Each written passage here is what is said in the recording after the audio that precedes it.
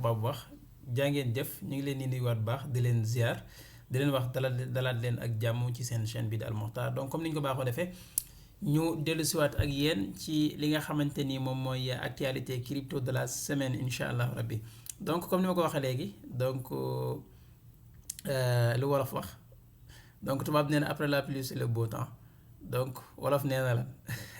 ginnaaw ay jàmm voilà donc ginnaaw ay jàmm donc ici on nous dit que par exemple Donald Trump affirme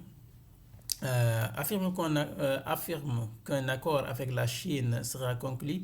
assurant qu'il s'assurera donc d'un bon accord. Donc fi ñu ngi wax ne donc Donald Trump wala États-Unis ak li nga xamante ni moom mooy Chine